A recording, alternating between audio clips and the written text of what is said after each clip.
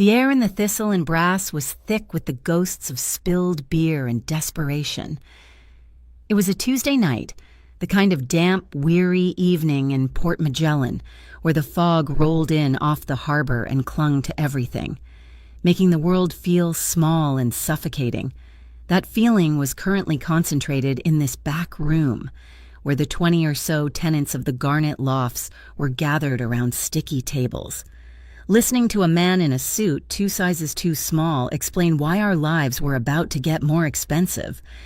His name was Dorian Pike, and he had the kind of smile that never reached his eyes.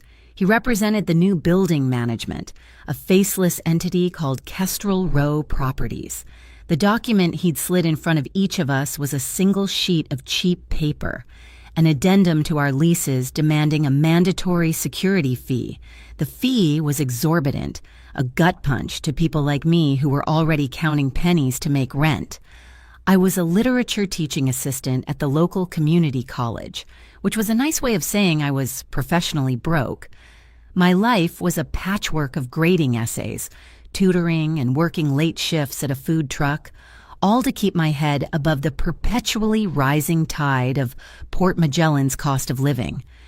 I watched as my neighbors, one by one, signed the paper, Mrs. Gable from 2B, a retired cannery worker whose hands shook with arthritis, scribbled her name with a sigh that seemed to deflate her whole body. The young couple from 3A, who always had music playing, signed in silence. Their shoulders slumped in defeat. They were all good people.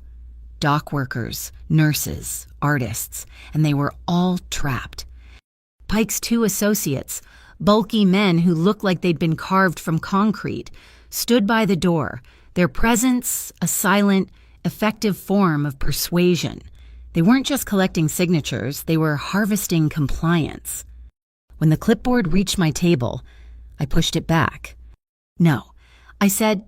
The word was quiet, but in the tense, resigned atmosphere of the room, it landed like a stone. Dorian Pike's smile widened, but it was a predator's baring of teeth.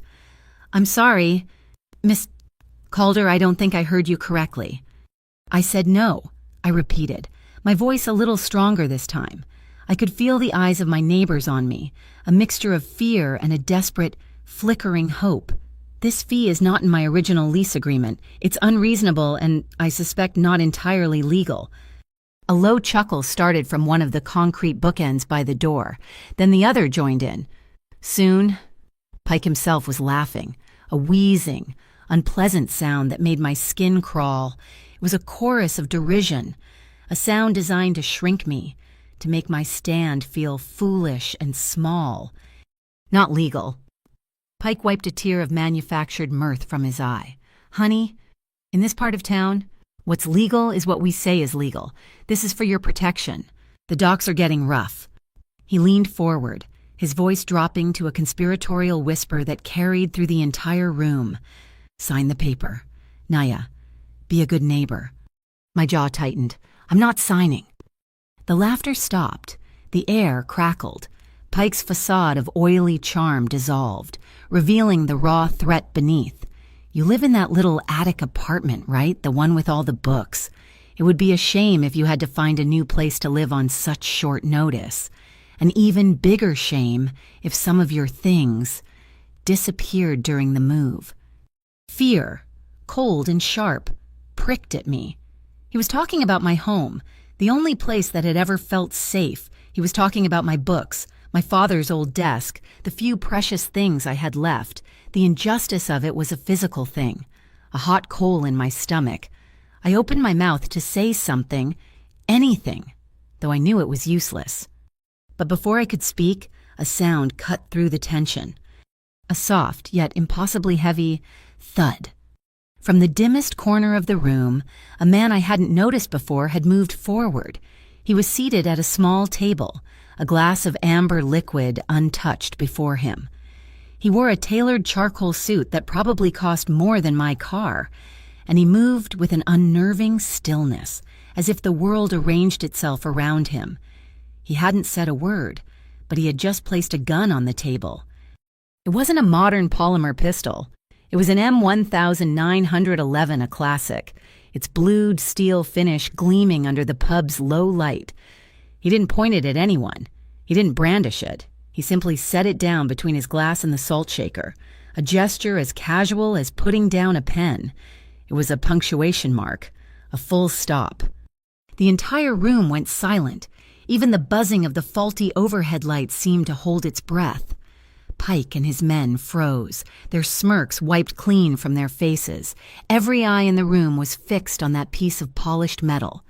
It wasn't just a weapon. It was an artifact of absolute authority. The man in the suit finally spoke.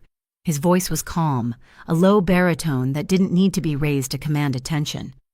"She said no," he stated, looking directly at Dorian Pike. "The discussion is over." The finality in his tone was absolute. The laughter was gone, replaced by a thick, suffocating fear that was 100 times more potent than anything Pike could muster. My own fear was now a confused, chaotic storm. Who was this man? Why was he intervening? Part of me was flooded with a dizzying sense of relief, but another, larger part was screaming with humiliation. I had become the center of a spectacle. A damsel in distress whose denial only mattered when it was backed by the threat of a man with a gun. The thought made me sick with anger. I saw movement out of the corner of my eye. Another man, who had been standing like a shadow near the wall behind the suited man, shifted his position. He was tall, with the quiet watchfulness of a wolf, and his slight movement had, almost imperceptibly, cleared a path from my table to the exit. He was creating an escape route for me. The calculated efficiency of it all was terrifying. Dorian Pike swallowed hard, his Adam's apple bobbing in his throat. He was trying to project an authority he no longer possessed. He looked from the gun to the man, his face pale. "This ain't your business," he managed to stammer. The man didn't even blink. He didn't have to. The M1911 on the table did all the talking. Pike seemed to shrink into his cheap suit. He threw a venomous glare in my direction, a look that promised retribution. "Fine," he spat. "We'll talk later, Miss Calder." He turned and stalked out of the room, his two thugs stumbling after him like chastened dogs. The moment they were gone, the tension in the room broke, but it didn't dissipate. It curdled into a swamp of whispers and fearful glances. My neighbors wouldn't meet my eyes. I was no longer one of them. I was the woman who had brought the wolves to the door. The man in the suit picked up his gun. The motion was fluid, economical, and ended with the weapon disappearing into a leather shoulder holster beneath his jacket. He stood up and walked towards me, up close. I could see the sharp lines of his face, the intelligence in his dark eyes, and a faint scar that traced the edge of his left eyebrow. He looked like he belonged on the cover of a magazine, not in the grimy back room of a dockside pub. "My apologies for the noise," he said, his voice still low and even. "Men like that only understand one language." I stared at him, my heart hammering against my ribs. I should have been grateful, but all I felt was a roiling mix of shame and fury. I had it under control. The lie was so transparent it was pathetic, but I needed to say it. I needed to reclaim some sliver of my own agency. A flicker of something amusement, perhaps passed through his eyes. "Of course you did," he said, his tone perfectly neutral. He gestured towards the door where his silent bodyguard, Teo Rivas, I would later learn, was waiting. "Allow me to give you a ride home. The streets are wet." It was a polite offer, a gentleman's gesture, but after what had just happened, it felt like another form of control, another cage. I had just fought to own my no. I wasn't about to give it away. "No, thank you," I said, meeting his gaze directly. "I can get home myself." For the first time, his composure seemed to shift. His eyes narrowed slightly, a subtle, almost imperceptible change. He wasn't angry or offended. He looked interested, as if he had discovered a rare and puzzling specimen. He was a man who moved pieces on a board, and one of the pawns had just refused to be moved. "As you wish, Miss Calder," he said, giving a slight, formal nod. He turned and walked away, his bodyguard falling into step behind him, and together they vanished into the Port Magellan night. I gathered my things, my hands shaking, and walked out of the pub into the cold, misty air. The rain had started, a light drizzle that turned the cobblestones into glistening black mirrors. I wrapped my thin coat around myself and started the long walk home, my mind racing. I had won the battle, but I knew, with a certainty that chilled me to the bone, that I was now embroiled in a war I didn't understand, caught between two dangerous, opposing forces. As I turned a corner, the sudden white glare of a street camera flashed, capturing a frame of the rain-slicked street. For a split second, it illuminated the faces of the men who had laughed, their features frozen in a snapshot of mockery. They were just shadows now, retreating into the city's underbelly. But I had the distinct and unsettling feeling that they, and the man who had silenced them, were shadows that had just been called for their due, and I was standing right in the middle of the reckoning. The walk home from the Thistle and Brass was a long, cold baptism. The rain plastered my hair to my scalp and seeped into my worn coat, but I barely felt it. My mind was a frantic kaleidoscope of images: Dorian Pike's sneering face, the collective fear of my neighbors, and the impossible weight of that M1911 sitting on a sticky pub table. By the time I climbed the 4 flights of stairs to our attic apartment, the adrenaline had worn off, leaving behind a bone-deep exhaustion and a tremor in my hands I couldn't control. Our home was a sanctuary of organized chaos under the eaves of the building. Overlooking Garnet Pier, it smelled of old paper, my Aunt Lila's lavender tea, and the faint, briny scent of the harbor that drifted through the window frames. Books were stacked on every available surface, a testament to my profession and my passion. From my desk, I could watch the container ships glide in like colossal, sleeping beasts, their lights painting shimmering trails on the black water. It was a view that had always calmed me. But tonight, the familiar groan of a ship's horn sounded like a warning. Aunt Lila was asleep in her armchair, a half-finished crossword puzzle resting on her lap. Her breathing was a soft, rhythmic whisper. Seeing her, so peaceful and unaware, stoked the protective fire in my gut. This was why I'd said no. This tiny, cluttered, book-filled space was our whole world, and I would not let men like Pike bulldoze it. The days that followed were a study in forced normalcy. I graded freshman essays on symbolism and Hawthorne, their earnest, clumsy arguments a welcome distraction. I tutored a high school senior who was convinced Shakespeare was an alien, and I spent my evenings in the cramped, fragrant belly of the Tide and Flower food truck, serving gourmet fish tacos to tourists and dock workers, the smell of grilled lime and cilantro clinging to me long after my shift ended. Through it all, a ghost haunted the edges of my thoughts: the fire. It had happened 10 years ago, a warehouse down on Pier 12. My parents, both port administrators, had been working late. The official report called it faulty wiring, a tragic accident, but the whispers on the docks told a different story, one of insurance fraud and a deal gone wrong. No one was ever charged. The case went cold, leaving behind an unanswered question that had shaped the entire course of my life. It was the reason I distrusted the easy smiles of men in suits and the deep, tangled power structures of Port Magellan. You need to get the receipts. Naya, my best friend, Juno Park, told me over coffee 2 days after the pub incident. Juno was an independent journalist with a podcast that was slowly gaining a cult following for its deep dives into the city's political rot. She was all sharp angles and sharper intellect, the pragmatic anchor to my literary drift. I'd told her everything, and she'd listened with a grim, focused intensity. This Kestrel Row is a dumpster fire. Pike's threats are actionable. You need to record everything, every call, every conversation. Create a paper trail they can't burn. Her advice felt sound, practical, a plan. It gave me a sense of control, however illusory, but the retaliation, when it came, wasn't a phone call. It was colder, more insidious. It arrived in my inbox on Friday morning, A new invoice from Kestrel Row Properties for a community safety initiative. The amount was double the original fee. But that wasn't what made the air leave my lungs. At the bottom of the PDF, next to the line requiring a signature, was a crisp, perfect digital rendering of my name. A forgery. They hadn't just ignored my refusal, they had erased it, overwriting my no with a manufactured yes. The violation felt intimate, like they had reached into my life and stolen my very identity. The feeling of being invaded became terrifyingly real that afternoon.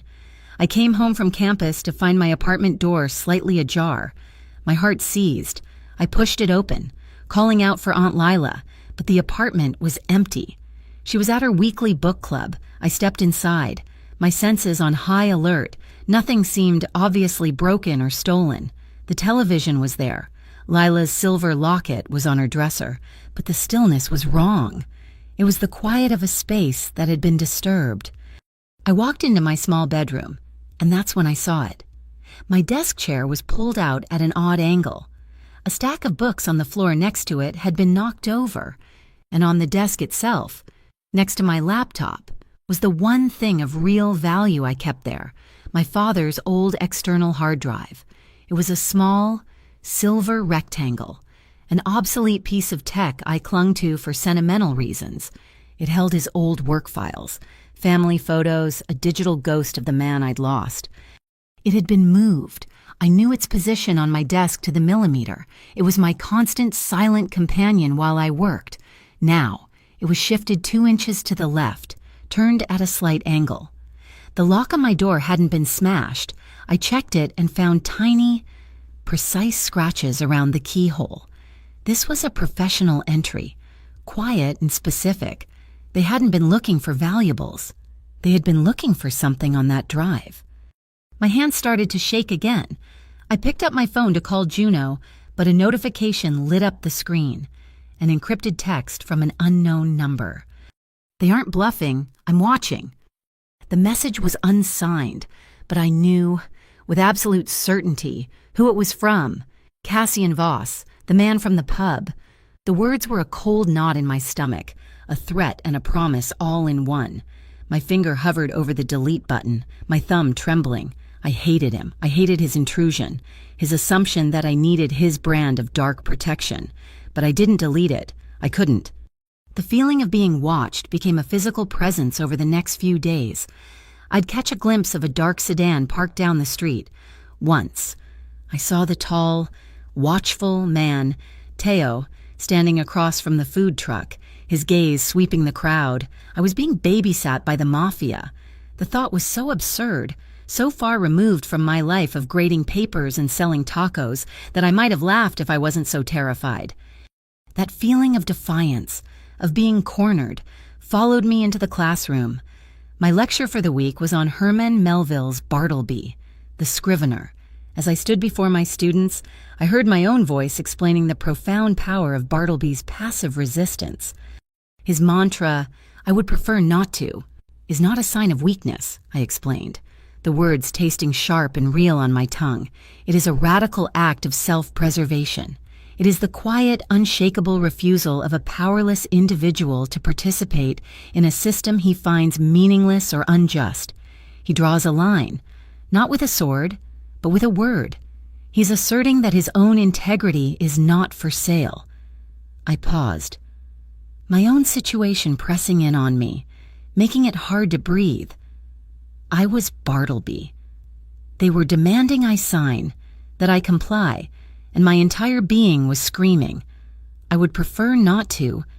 The real blow came that night. Aunt Lila was quiet during dinner, picking at her food. Finally, she looked at me, her eyes filled with a pain that tore at my heart. "Naya, there's something I have to tell you," she began, her voice barely a whisper. "The roof was leaking last spring. Badly. I didn't want to worry you." She explained that a group called the Port Redevelopment Council had offered her a low-interest loan to get it fixed. They were kind, helpful, and the paperwork seemed straightforward. She'd been so relieved. A cold dread crept up my spine. Aunt Lila, who runs this council. "They're sponsored by Kestrel Row," she said, the name falling from her lips like a stone. She was in debt to them. The security fee wasn't a random shakedown. It was another turn of the screw. After she went to bed, I sat at my laptop for hours, my fingers flying across the keyboard. I found the loan documents she'd saved.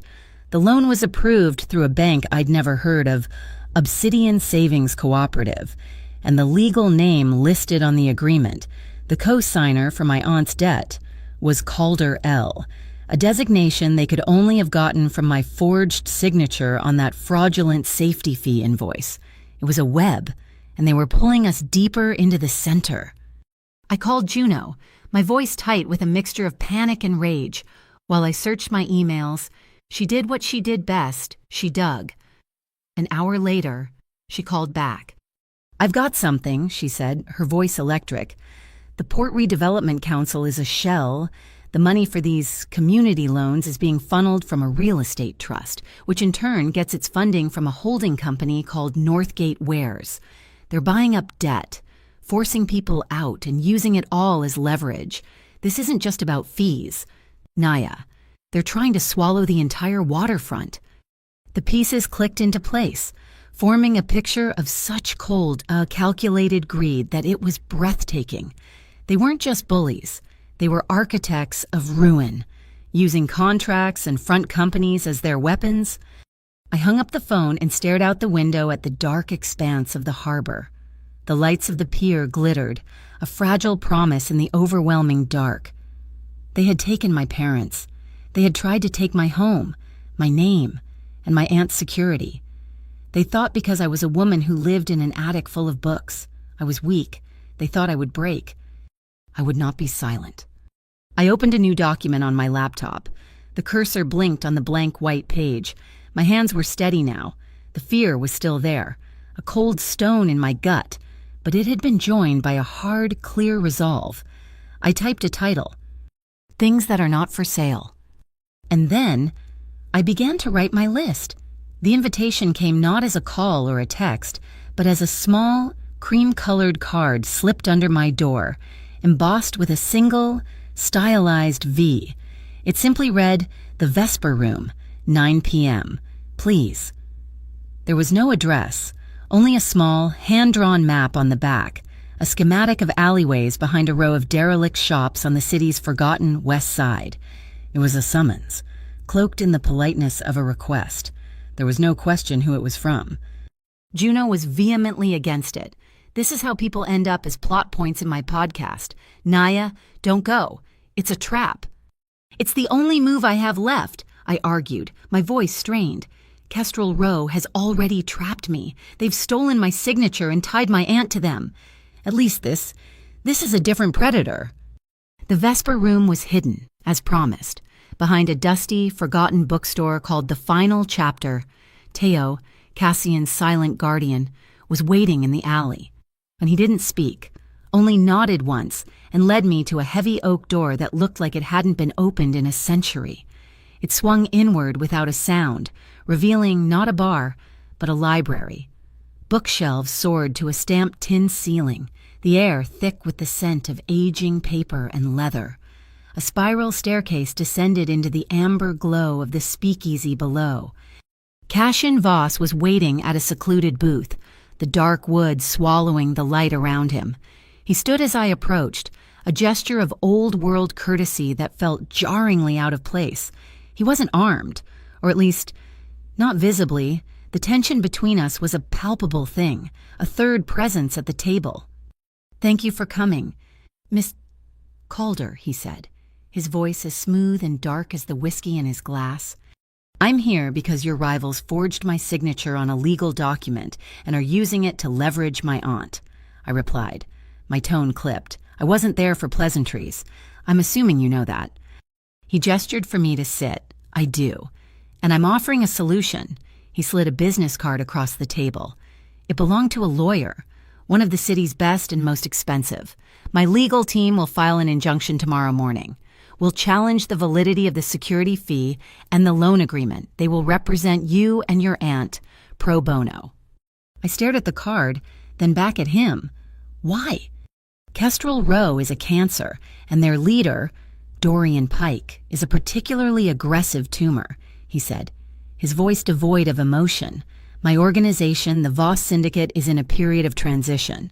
We are moving our interests into legitimate logistics shipping, freight, supply chain management. Kestrel Row's methods are crude, violent, and bad for business. They want to tear down the waterfront for a quick profit. I want to build it into a stable, profitable port of call. Our interests, for the moment, are aligned. My phone buzzed on the table. It was a secure file from Juno. I tapped it open. It was an audio file. The quality grainy. A voice I recognized immediately. Dorian Pike's oily sneer was speaking. Just burn the old Harbor Blue files. All of them. Before the FCID gets a warrant to come sniffing around. FCID. Juno had added a note: Federal Commerce Integrity Directorate, a serious, top-tier federal agency. The mention of Harbor Blue sent a chill down my spine. I looked up at Cassian. What is Harbor Blue? He didn't seem surprised by my question. Teo, who had taken a discreet position a few tables away, approached and placed a tablet on our table. He tapped the screen, and a satellite image appeared. It was a time-lapse, showing a series of unmarked trucks moving in and out of a specific location on the docks Warehouse 19. The trucks were registered to a single company, Northgate Wares.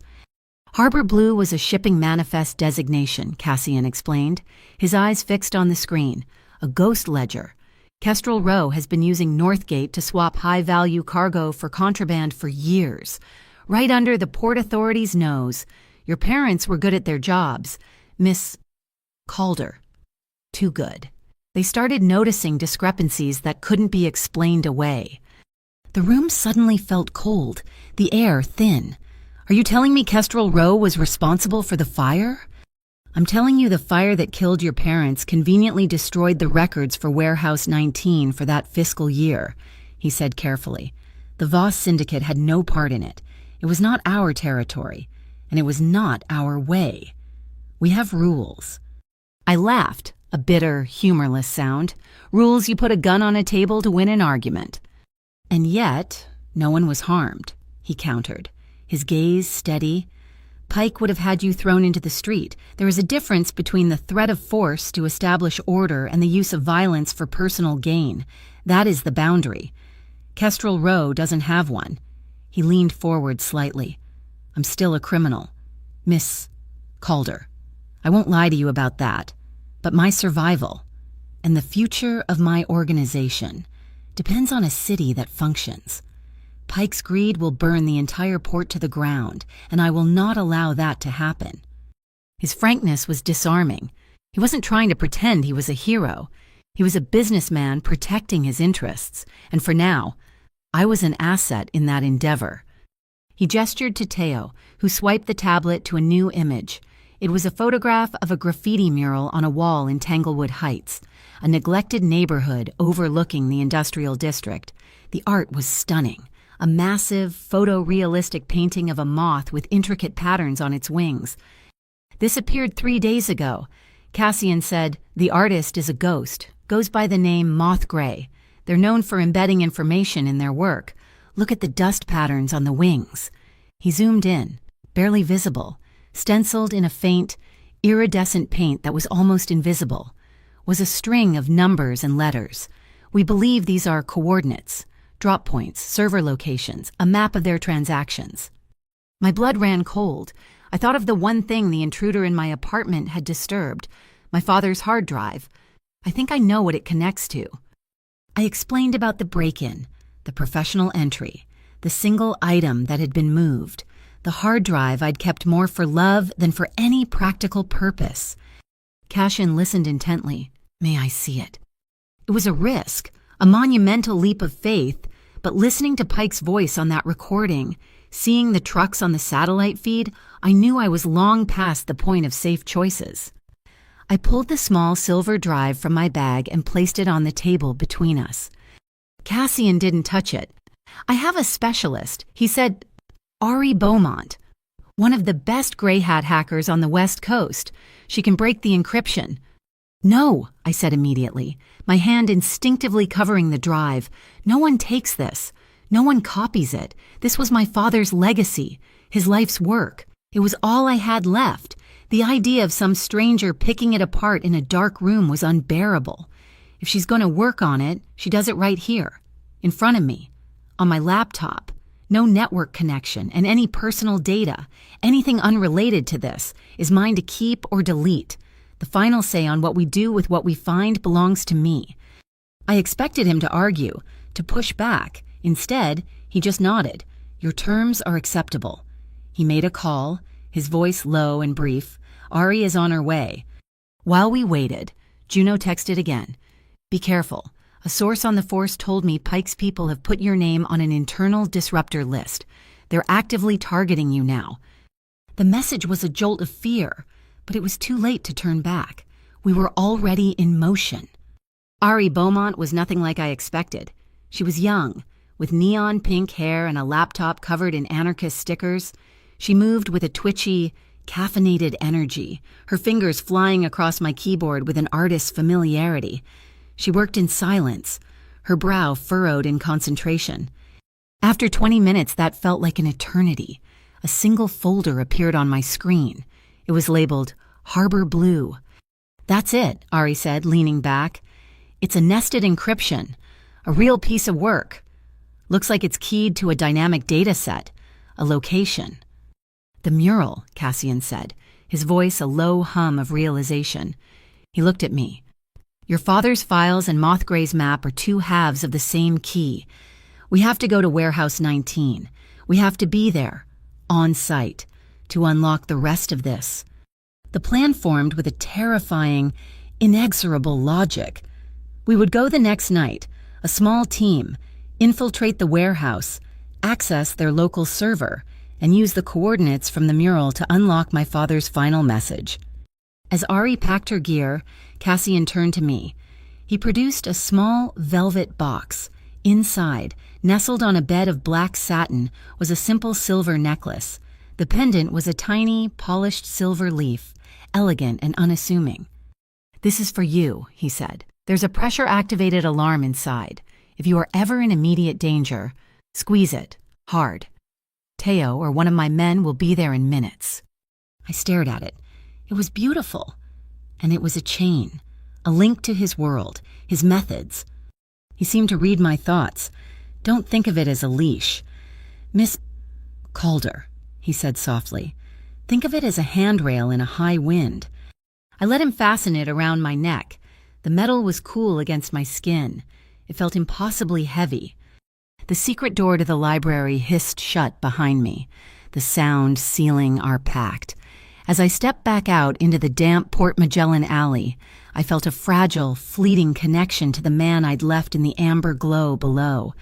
It was a wisp of empathy, thin as smoke, that rose between two people standing on opposite sides of a moral chasm, momentarily united by a common enemy. And just as quickly, as the cold night air hit my face, it was gone. The night air of the harbor was a cold, wet blade. Warehouse 19 loomed in front of us, a colossal block of rust and shadows squatting at the edge of the pier. It was a dead zone, the last stop for forgotten cargo, and, I was beginning to realize, the birthplace of my family's destruction. Our team was small, assembled with a specific, grim purpose. Cassian was the operational lead, moving with an unnerving, predatory grace, his eyes scanning every shadow. Teo, his shadow, was pure, silent security. Ari Beaumont, her neon pink hair tucked under a black beanie, was a bundle of nervous energy. Her backpack filled with technology that looked both futuristic and homemade. And then there was me, Naya Calder, the literature TA, now functioning as the data specialist and, in a way, the key. My father's silver hard drive was heavy in my pocket, a cold piece of my past we were about to use to unlock a monstrous present. Juno was our overwatch, parked 3 blocks away in her beat-up sedan, her laptop connected to Ari's network. She was monitoring police scanners and the sparse security camera feeds in this desolate part of the port, all quiet on the western front. Her voice crackled, tinny and distant in the earpiece Ari had given me. Patrol car passed 2 minutes ago. You're clear. We didn't go in a door. Teo moved to the edge of the pier and, with a quiet grunt, prized open a heavy iron storm grate.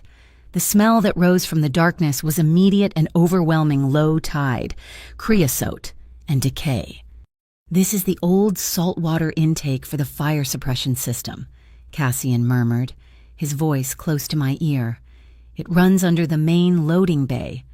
Teo descended first, his form disappearing into the black. Ari followed, and then Cassian motioned for me. "Stay close." My sneakers slipped on the mossy iron rungs. The air was thick and cold, and the sound of the harbor water lapping against the concrete pilings below was a hollow, echoing boom. We moved in a crouch through a low, dripping tunnel, guided only by the faint red beam from Teo's flashlight. It smelled of rust and salt. I could hear the faint, rhythmic clanging of a loose piece of rebar somewhere in the dark, a metronome for my hammering heart. Teo stopped at a service ladder that led up to a steel hatch. He listened for a full minute before nodding. He eased the hatch open, and we climbed out, one by one, into the cavernous silence of Warehouse 19. It was vast. Rows of shipping containers were stacked 3 and 4 high, creating narrow canyons of steel. The only light came from the high, grime-caked windows, filtering the weak moonlight into dusty, spectral beams. An internal door blocked our path to the central office, a heavy, reinforced steel door with a glowing red RFID panel. This was Ari's domain. She pulled a device from her pack that looked like a tangle of wires soldered to a smartphone. She held it to the panel. For a second, nothing happened. Then the panel beeped, the light turning green. The heavy lock clicked open. "Are we clean?" Cassian whispered as we slipped inside. "Cleaner than clean," Ari breathed, her fingers already flying on her laptop, which she'd balanced on a crate. "The entry log will show a routine maintenance check at 3-4 a.m. by a ghost ID. We were never here." The office was a small, glass-walled box inside the larger warehouse, and in the center of the floor, standing alone, was a single container. It was painted a neutral gray, but the stenciling on the side was stark white, Northgate Wares. "That's it," I whispered. Teo had the bolt cutters out and snapped the heavy-duty lock with a single, muffled crunch. He swung the heavy doors open. The container wasn't full of chemicals or illicit goods. It was packed, floor to ceiling, with high-tech medical crates. I stepped inside, my flashlight beam playing over the labels, Lumenvine Biologics. I read aloud, "These are advanced diagnostic machines, rare disease assay kits." Ari was already at my side, jacking her laptop into the container's digital manifest port. "Okay, the manifest is legit. This shipment came in from Singapore, cleared customs. But it was never delivered to the hospital it was bound for. They're stealing medical equipment. I felt a wave of nausea. "Worse," Ari said, her face illuminated in the blue glow of her screen. She pulled up another file. "This is the outgoing manifest for this container's slot. It's been rerouted. The contents are listed as humanitarian aid, water purification kits. But look at the shipping ledger." She brought up 2 files side by side, the Lumenvine shipment and another blank container that was now on a ship bound for South America, listed as carrying industrial solvents. "They swapped the containers," Cassian said, his voice a low growl. "The high-value medical gear stays here to be sold on the black market. The purification kits, which are actually the precursor chemicals, are shipped out, clean as a whistle." It was a brilliant, ghoulish shell game. But the final piece, the one that made my blood run cold, was at the bottom of the screen. The digital signature that had authorized the swap. The electronic handoff that made the entire scheme legitimate in the port system. Calderell. It was my name, my forged signature. They hadn't just broken into my apartment to find my father's drive.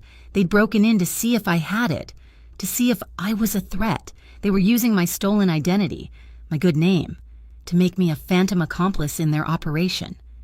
My hand instinctively went to the necklace Cassian had given me, my fingers tightening around the silver leaf. Just then, Ari's laptop emitted a low, urgent chime. Not an alarm, but an alert. "Movement," she hissed. Kestrel Patrol, they're early. They're at the south entrance. 5 minutes, maybe less. Teo was already moving, not back to the tunnel, but to a cargo scaffold against the far wall. He unhooked a heavy rope coil. It was our emergency exit. Naya? Cassian's voice was calm, but sharp with urgency. He wasn't giving an order. He was deferring to me. We have the link. We know the what and the how. We can leave right now and be gone before they clear the first row. Or we can get the proof. The unencrypted source file from their server. Your father's key. Juno's voice crackled in my ear. Naya, he's right. 4, maybe 5 guys. Fanning out. You have to move. My heart was a fist in my throat. I thought of the stolen medical kits, meant for sick people, for children. I thought of my father's name, and my own, being used to cover this filth. I thought of the fire. We get the proof, I said, my voice shaking but firm. Ari, Cassian commanded? Ari was already at the office mainframe. She plugged my father's hard drive into her laptop, and her laptop into their server. Okay. Naya, the mural coordinates. I recited the string of numbers and letters from Mothgray's art. Ari typed them in. It's a key. It's unlocking the Harbor Blue partition. On the screen, my father's encrypted files blossomed, interfacing with the warehouse server. A torrent of data began to flow, ledgers, bank transfers, routing numbers. Got it, Ari yelled, yanking the drives. I'm cloning their whole server, and I left a little digital tag behind, just in case. While she worked, I used my phone, my hands finally steady, taking rapid photos of the manifests, the container, the Lumenvine labels. Proof. They're here, Teo said, his voice flat. And then, from a metal mezzanine above us came the sound of slow, rhythmic clapping. We froze. My flashlight beam shot up, finding him. Dorian Pike. He was leaning on the railing, a genuinely amused smile on his face. He wasn't in his cheap suit tonight. He was in cargo pants and a work jacket, a king in his grubby castle. Bravo, he called down, his voice echoing in the vast space. What a performance! The literature teacher, the ghost king of the port, and the cyberpunk.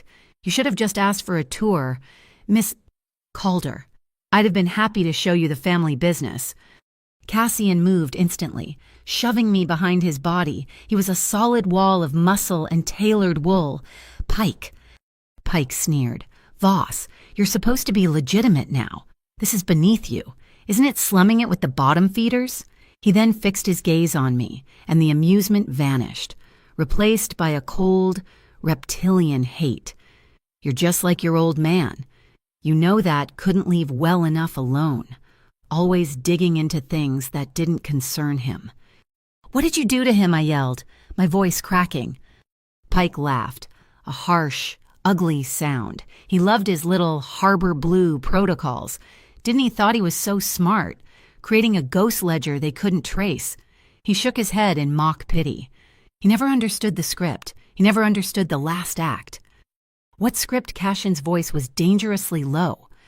The one where the warehouse burns down, Pike shouted, his voice suddenly manic. The one where the nosy little administrator and his wife burn with it. The one where all the records vanish. It was a good script. He punctuated the sentence by kicking a stack of metal gas canisters near his feet. One of them, a tall acetylene tank, toppled over. It crashed against the steel railing, and a shower of bright white sparks erupted from a frayed electrical conduit nearby. The hissing sound was the only warning. Down, Cassian roared. He didn't push me. He grabbed the front of my jacket and threw us both sideways, tucking my head under his chin as we crashed onto the concrete floor. A blinding whoosh of blue and orange flame erupted from the mezzanine, a deflagration that wasn't a true explosion, but was hot enough to feel like a physical blow. The heat was instantaneous and searing, and the sound was a deafening roar. Now Goteo was already at the scaffold, holding the rope.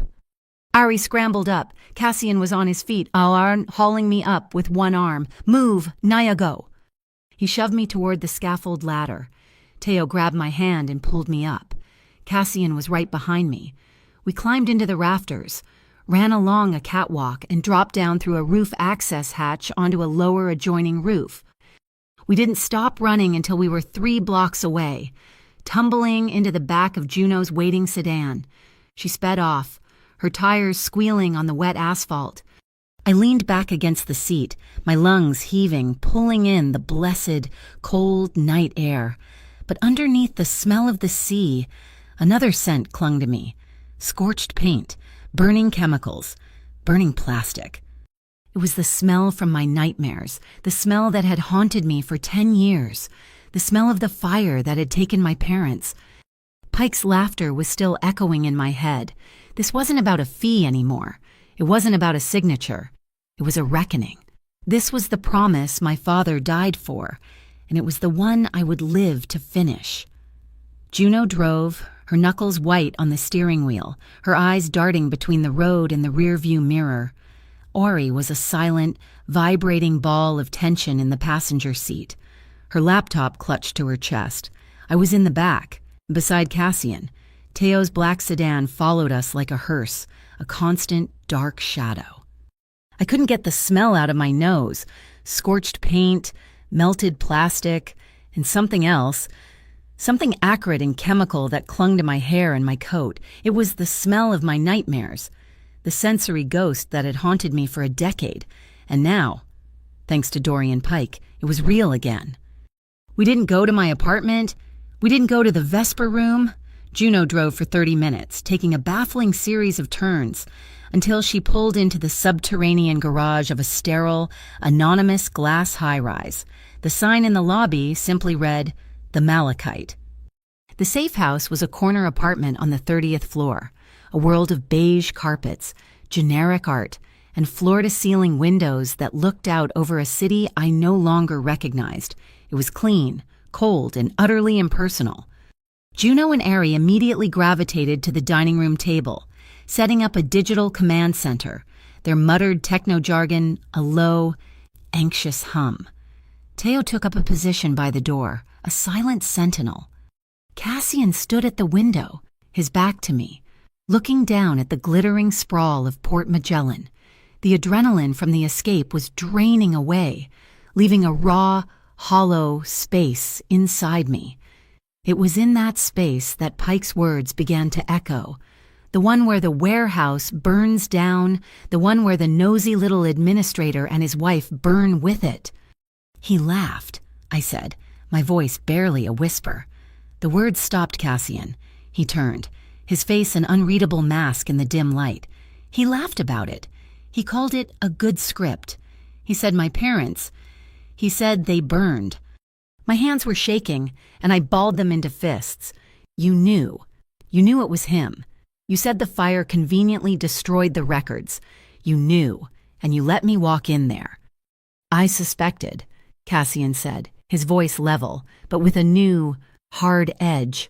I did not know. Suspicion is not proof, and I do not move on rumor. That's not an answer, my voice cracked, rising with a hysteria I couldn't control. You deal in this. This is your world. How do I know you weren't part of it? How do I know the Voss Syndicate didn't just subcontract the dirty work? He moved then, closing the space between us in 2 quick, silent strides. He didn't touch me, but his proximity was overwhelming, a wall of focused energy. My organization, Miss Calder, he said, his voice low and intense, did not start that fire. We did not profit from it, and we did not sanction it. We have many sins, but that is not one of them. Pike's greed, and his alone, is responsible for your parents' deaths. That is my word, and it is the only one I will give you on this matter. His certainty was absolute. It was as cold and hard as the gun he'd placed on the pub table. It didn't offer comfort. It offered fact. I wanted to break, to collapse, but the furious, terrified energy inside me had nowhere to go. I'm in, Ari's voice cut through the tension. We all turned. She was staring, wide-eyed, at her screen. Oh, Naya, this is so much bigger than Northgate. She had plugged my father's drive, now loaded with the key from the mural, into the clone of the warehouse 19 server. The data that exploded across her screen wasn't just a list of stolen goods. Your father was a genius, Ari murmured. The Harbor Blue file wasn't just a ledger. It was a skeleton key, a program designed to unlock and map a specific kind of fraudulent supply chain. She pointed to a complex diagram that looked like a spider's web. Here's the swap. The Lumenvine medical supplies come in. Pike's Northgate crew flags it, and your forged Calder L signature authorizes its transfer to a cold container. Then the chemicals go out, masked as humanitarian aid, the manifests, the bank transfers, the insider login credentials. It's all here. So we have him, Juno said, leaning in. We have Pike. We have Pike, Cassian corrected, stepping up behind Ari, his gaze locked on the screen. But Pike is just the rabid dog. Who holds the leash? Ari's fingers flew across the keyboard. I'm tracing the money. The profits from the black market sales of that Lumenvine gear. They don't go to Pike. They get washed through a series of offshore accounts and then funneled right back into the Obsidian Savings Cooperative. The bank that held my aunt's loan? And from there, Ari continued, her voice grim, it goes directly to the main benefactor of the Port Redevelopment Council. A name appeared on the screen, attached to a photo. It wasn't some shadowy gangster. It was a man I recognized from billboards, a smiling, handsome man in a crisp, open-collared shirt, Brennan Morrow, the city's golden boy, a tech billionaire turned philanthropist, famous for his urban renewal projects. Morrow, I breathed, horrified. He's funding Kestrel Row. He's not just funding them, Cassian said, his voice a low growl. He is Kestrel Row. Pike is just his VP of acquisitions. Ari pulled up another window. It all makes sense now. The tenants. All of you. She highlighted a flow of money. The security fees you're all being forced to pay. The high-interest loans like your aunt's. That money is being used to deliberately devalue your own properties. Morrow creates a high-risk investment zone, drives down the market value. Then his redevelopment council sweeps in, condemns the buildings, and buys the entire waterfront for pennies on the dollar. He's using you to finance your own eviction. The sheer, cold-blooded brilliance of it was staggering. We have to release this, I said, my voice shaking with a new kind of fury. We give it all to Juno. We send it to the FCID, right now. No, Cassian said, so sharply it made me jump. You do that. And Morrow cuts Pike loose. He'll claim he was the victim of a rogue employee. Pike, or one of his men, will take the fall for the warehouse swap. Morrow's lawyers will bury the financial connection in litigation for a decade. The original Harbor Blue files will be dismissed as the ramblings of a dead man. And all the evidence we just copied, it will be inadmissible. Fruit of a poisonous tree, you will have shown your hand, and he will have sacrificed a pawn to save his king. He's right, Juno said, her face pale. We can't just leak it. A leak can be plugged. This has to be a public detonation. We have to force a public reckoning. Her eyes lit up. The City Port Authority Commission. They have oversight of all harbor operations, including Morrow's redevelopment contracts. We petition for an emergency public hearing, we get on the docket, and I live stream the entire thing. By the time Morrow's lawyers even know what's happening, the data will be public record, time-stamped and broadcast to the entire city. They can't burn the evidence if everyone has a copy. A plan. It was a terrifying, audacious plan. Cassian nodded slowly. That could work, but it gives them a window. The second we file for that hearing, we are officially on his clock. Morrow will move from intimidation to elimination. He turned his gaze on me. It was hard, uncompromising, which brings me to my condition. From this moment until that hearing is over, you do not leave Teo's sight. You don't go to the kitchen. You don't go to the bathroom. You don't go anywhere without him. They tried to burn you alive tonight. Naya, next time, they won't be so theatrical. I am not your prisoner, I shot back, the old defiance flaring. I hated this. I hated being handled, protected, managed. It is not a cage, he said, his voice flat. It's a shield. You are the one who has to present this. Naya, You are the only one who can connect your father's files to Pike's actions. You are now the single most valuable and the single most endangered person in this city. You will accept the protection, or this alliance is over." I stared at him, my heart hammering. I hated that he was right. I hated the loss of my own agency, but I hated Brennan Morrow more. Fine. The next few days were a blur. While Juno worked her connections to force the hearing and Ari built a bulletproof, user-friendly presentation of the data, I became Teo's student. He was a man of profound and terrifying economy. He taught me not how to fight, but how to see. "You walk into a room, you don't look at the people," he said, his voice a gravelly murmur. As we stood in the safe house lobby, you look at the exits. You look for the reflections in the glass. You look for what doesn't belong. He taught me to read body language. Don't watch his hands, watch his shoulders, his hips. The strike starts there. Watch his eyes. If he looks at your left, he's going for your right. He taught me how to escape a grip, how to use my weight, how to make a sound that would disable, not just alert. I was a good student. The same discipline that made me a meticulous academic made me a focused pupil. The girl who analyzed Melville was now analyzing threat vectors. On the third night, I found Cassian alone in the living room, staring out at the city lights. The apartment was silent, everyone else asleep. "Why?" I asked, and he turned. "Why these rules? Why logistics? Why not just take what you want? Isn't that the Mafia way?" He was quiet for a long time.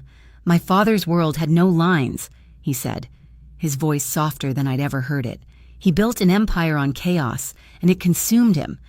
When I took over, I drew lines, not for morality, Miss Calder, for sustainability." He gestured to the city. "You don't poison the ecosystem you live in. You don't sell people, you don't hurt children, and you don't prey on the working communities that are the lifeblood of the city. Kestrel Row breaks all those rules. They are a sickness. That's not business. It's a tantrum." I found myself looking at the faint scar on his eyebrow, the one I'd noticed in the pub. "And you've never had a tantrum?" He allowed himself a small, mirthless smile. He touched the scar. This was a reminder. From a time I chose a short-term, violent solution over a long-term, difficult one. The man who gave it to me is gone. The problem I solved. It came back threefold. Law, even my own, is patient. Violence is just a tantrum. It always costs more than it's worth. It was the first truly vulnerable thing he had ever said to me. It was a crack in the armor, and it changed the air between us. "Your sustainability," I said, stepping closer. "Your rules. This isn't just an ecosystem, Cassian. It's my home. It's Mrs. Gable from 2B. It's my Aunt Lila. If we do this, if we win, I need your word that you're not just replacing one predator with another. I need you to be decent to us, the waterfront, not just to me." He watched me, his gaze intense, searching. He saw the line I was drawing. He walked to the small desk in the corner, picked up a piece of malachite stationery and a pen.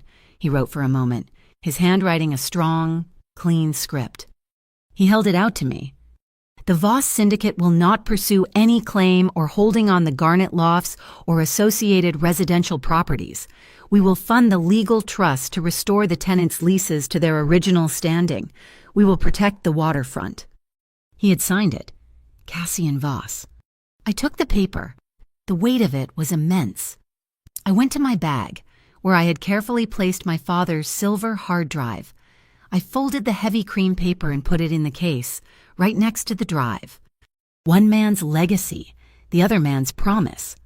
For the first time, standing in that sterile room high above the city, I felt like I might actually be able to trust one of them. The night before we were to file for the public hearing was the loudest kind of quiet. The safe house, for all its sterile security, felt like a pressure cooker. Juno and Ari were asleep, exhausted from wargaming every possible digital attack Brennan Morrow could launch. Teo was a statue in the hallway, but sleep was a country I couldn't find on any map. Every time I closed my eyes, I saw the flash of blue-orange flame from the warehouse. A soft knock came at my door. It was Cassian. He didn't speak, just held out a long, dark coat. My coat, an invitation. "Where are we going?" I whispered, my voice hoarse. "Someplace quiet." He said, "Someplace with a better view." We drove through the sleeping city, the rain beginning to fall, tracing silver paths down the windows of his sedan. He took me back to the final chapter, the shuttered bookstore that hid his world, but instead of leading me down the spiral staircase to the speakeasy, he led me up. The Vesper room had a secret. Above the library, accessible only by a key he produced from his pocket, was a glass atrium, a rooftop conservatory, built in a forgotten era that looked out over the entire city. The rain pattered a soft, hypnotic rhythm on the glass panes above and around us. Down below, the lights of Port Magellan bled into a watercolor smear of gold and white and red, a river of light flowing into the dark harbor. We were in a glass bubble, suspended between the storm and the city, completely and utterly alone. We stood there for a long time, not speaking, just sharing the rare, profound silence. The tension of the last few days, the constant hum of fear and planning, began to recede, pushed back by the gentle percussion of the rain. "I used to come up to the roof of my building when I was a kid," I said, my voice soft, the words surprising even me. "Before we lived in the attic, we had a small apartment on the 3rd floor. I'd sneak up there on hot summer nights." Cassian didn't look at me, but I felt the shift in his attention, the way his focus narrowed entirely on my voice. He leaned against the railing, his hands in his pockets, and simply listened. "The whole pier smelled different then," I continued, a phantom scent rising in my memory, of hot asphalt and diesel from the trucks, but also of salt and drying fishing nets. On a still day, you could smell the churros from the cart on Garnet Pier. My dad would bring them home sometimes, still warm in a paper bag. He and my mom. They loved this place. They saw the grit, but they saw the heart, too. They believed in the people who made their lives here. I was telling him about the ghosts I truly carried, not the specters of a fiery death, but the vibrant, laughing ghosts of a happy childhood. I was sharing the pieces of myself that had nothing to do with Kestrel Row or the Voss Syndicate, the small, precious memories that were mine alone. I had never told anyone these things, not even Juno. They felt too fragile, too easily broken by the harshness of the world. When I finished, the silence that returned was different. It was warmer, filled with the unspoken weight of my past. Cassian's stillness was no longer the unnerving calm of a predator, but the deep, respectful quiet of a confidant. In a world where everyone wanted something from me, my signature, my compliance, my father's data, he was giving me something instead. He was giving me the space to be heard. That simple act of restraint was what finally broke through my defenses. It was more intimate than any touch could have been, and it made me want to touch him. I reached out, my fingers hesitating for a fraction of a second before I took his hand. His skin was warm, his grip surprisingly gentle as his fingers closed around mine. It was a simple connection, but it felt momentous, a current of warmth passing between us in the cold, rain-streaked room. My choice. He looked down at our joined hands, then met my eyes. His gaze was dark and serious. "I will not take your choices from you. Naya," he whispered, his voice a low rumble that I felt more than heard. "Not tonight, not ever." It was a vow, a promise that he understood on a fundamental level. What this fight was about for me. It wasn't just about justice, it was about reclaiming the right to say no and the freedom to say yes. He didn't let go of my hand. Instead, he drew me gently away from the glass, into the center of the empty room. There, with no music but the drumming of the rain on the roof, we began to dance. It was slow, tentative at first. I rested my free hand on his shoulder, feeling the solid muscle beneath the fine wool of his suit. He placed his hand on the small of my back, a gesture of guidance, not control. His movements were fluid and sure, leading me in a silent rhythm that seemed to match the pulse of the storm outside. The world narrowed to the circle of his arms, the scent of his cologne sandalwood and something clean, like fresh linen, and the steady look in his eyes. The hard edges of the crime boss, the strategist, the man with the gun, all seemed to soften and blur, leaving only Cassian. He lowered his head, and I lifted mine. The kiss was as natural and inevitable as the rain. It wasn't hungry or demanding.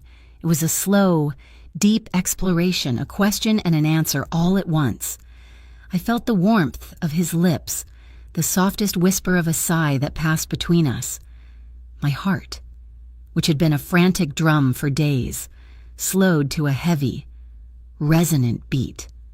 His hand moved from my back to the nape of my neck, his thumb stroking my skin, sending a shiver of pure, unadulterated feeling through me. I felt the steady, powerful rhythm of his heart against my palm where it rested on his chest. It was the most honest thing I had felt in years. I wanted to be closer, to feel more of that solid, grounding presence. I curled my fingers, my knuckles pressing lightly into the fabric of his vest. A silent signal. He understood. He broke the kiss, but only by an inch. His forehead rested against mine, his breathing as unsteady as my own. He searched my eyes, a silent question in their dark depths. There was no assumption, no ownership. He was asking permission. I gave him my answer. I nodded, a small, almost imperceptible movement, and then I tightened my grip on his hand and gently pulled him with me toward a long, velvet chaise lounge tucked into a darker corner of the atrium. We sank onto the plush fabric together, a tangle of limbs and soft sighs. Our clothes remained on, a forgotten barrier. This wasn't about that. It was about the desperate, profound need for comfort, for a safe harbor in the middle of a war. His kisses became more insistent then, trailing from my lips to my jaw, my throat, as my hands explored the breadth of his shoulders, the strong column of his neck. I felt the weight of him, solid and real, a welcome anchor in the chaos of my life. I clung to him, not as a victim being saved, but as an equal partner finding strength in another. Our breaths mingled, our hands clasped tightly between us. We didn't speak words, not with our mouths, but our bodies were having a conversation of shared fear, of mutual respect, of a spark of fierce, impossible hope in the suffocating dark. Eventually, the frantic energy subsided, leaving a deep, quiet warmth in its place. He shifted, pulling me close so my head rested on his shoulder, our legs still intertwined. He kissed my forehead, a long, lingering press of his lips against my skin. We lay there, listening to the rain, watching the city lights shimmer through the wet glass. I felt the tension of the last 10 years, the weight of being alone, begin to dissolve in the quiet safety of his arms. In the morning, he whispered against my hair, his voice thick with an emotion I couldn't name. It will still be us. A small, breathless smile touched my lips. Promise. I felt his answering smile against my temple. Promise. He wasn't my savior. I hadn't been rescued. I had walked into this alliance with my eyes open, and tonight, I had chosen to step closer. He hadn't conquered or claimed me. He had waited, and he had asked. This fragile, powerful thing we had just shared wasn't a vulnerability. It wasn't a weakness that Brennan Morrow could exploit. It was a resource. It was strength. It was the armor I didn't know I needed for the battle that was to come. And I knew, as the first hints of dawn began to gray the eastern sky, that it would be tested before the day was out. The promise made in the rainy dawn felt like a lifetime ago by noon. The new day didn't bring quiet resolve. It brought war, waged not with guns, but with official letterhead. The summons arrived via a stone-faced courier. It was from the Federal Commerce Integrity Directorate, the FCID. My presence was officially requested to answer questions regarding irregularities in Port Authority shipping manifests. The centerpiece of their inquiry, highlighted in bold, was the digital signature Calder L. Brennan Morrow wasn't just coming for me in the shadows anymore. He was using the full, crushing weight of the federal government to drag me into the light. It was a brilliant trap. If I refused, I was obstructing a federal investigation. If I went, I would be walking into a room of agents he had undoubtedly compromised, where my every word could be twisted into a confession. "He's flushing you out," Cassian said, his voice a flat, cold line of analysis. We were gathered around the dining table at the Malachite, the official letter lying between us like a dead thing. "He wants you on his territory. On the record, isolated." "So I don't go," I said, my heart a frantic bird in my chest. "No," Cassian countered, his eyes locking with mine. "You go. But you don't go alone." He looked at Ari. "The bait. Is it ready?" Ari nodded, a grim smile on her face. "Oh, it's a work of art." She held up a slim, innocuous-looking thumb drive. "This is a keylogger, but a smart one. When you go in, you'll volunteer to help them access the corrupted files with your credentials. They'll think they're watching you. In reality, this little beauty will be mapping their network, identifying the user who accesses the forged signature, and planning a tracker on the digital file itself. When they make their next move to use that forgery, it will ping us with a location and a timestamp. We're not just answering the summons. We're turning their trap into our listening post. It was a terrifying, elegant solution, a reversal. I was still the bait, but now the hook was poisoned. While I was preparing for my high-stakes bureaucratic showdown, Morrow sent a message on a second front, a cruder one. Juno called me, her voice tight with panic. "Naya, something's happening at Garnet Pier. You need to see this." She patched her phone's camera through to Ari's laptop. The image was shaky, showing a crowd gathered at the end of the pier. A heavy winch, used for lifting fishing nets, had malfunctioned. A massive, sodden net had swung loose, knocking a dock worker, a man named Carlos, who I'd known my whole life, off the pier and into the frigid harbor water. As we watched, horrified, a length of heavy chain from the winch assembly snapped and crashed down, pinning him beneath the surface. People were screaming, pointing. It looked like a tragic freak accident, but I saw him, Dorian Pike, standing at the edge of the crowd, not helping, not shouting, just watching, a slight, satisfied smirk on his face. It was a message from my Aunt Lila, for all the residents. See what happens when you make trouble. Your world is unsafe. Before I could even process the horror, a figure moved with impossible speed. Teo. He had been shadowing my aunt on her morning walk. He didn't hesitate. He stripped off his jacket, took a running dive off the pier, and disappeared into the churning water. Seconds later, he resurfaced, somehow managing to heave the chain off Carlos, and then hauled the sputtering, half-drowned man to the pier ladder. He saved his life, right in front of Dorian Pike's smug face. By the time the paramedics arrived, Teo was gone, melting back into the city's shadows. The accident had been staged to instill fear, but Teo had turned it into a display of quiet, lethal competence. A message back to Morrow. Your threats will be neutralized. The attacks were relentless, a storm on 3 fronts. That night, while I was being prepped by Cassian's lawyer for my FCID meeting, Juno, armed with a fake press pass and a dress she'd bought at a thrift store, infiltrated Brennan Morrow's annual For the People charity gala. It was a sickening spectacle of the city's elite congratulating themselves on their generosity. But Juno wasn't there for the champagne. She was there for the intel. She managed to lift a tablet from a junior executive's briefcase. On it, she found the motherlode draft contracts for the securitization of the waterfront properties. Morrow wasn't just planning to buy the land, he was planning to bundle the mortgages, including my aunt's fraudulent loan, into complex financial instruments to be sold to the highest bidder. He was gambling with my neighbors' homes on a global market. While Morrow was playing the benevolent billionaire, Cassian was quietly waging a counterinsurgency. He called it the Sound Wall. It started small. A local grocery store in the waterfront district suddenly found its debts paid by an anonymous benefactor, allowing them to lower their prices. a pop-up medical clinic, staffed by a retired doctor on Cassian's payroll, opened in a vacant storefront, offering free checkups. A food truck, a competitor of the Tide and Flour, began serving hot meals to dock workers for $1. He was shoring up the community, making it impossible for Morrow to bleed the residents dry. He was fulfilling the promise he had written on that piece of paper, building a wall not of bricks, but of support, making the community too healthy to be condemned. The final piece of the puzzle came, as it always did, from Ari. She'd been obsessively studying the high-resolution photos of the moth-gray mural. "I've got it," she announced, her voice buzzing with discovery. "The coordinates. They're not just a key, they're a physical location.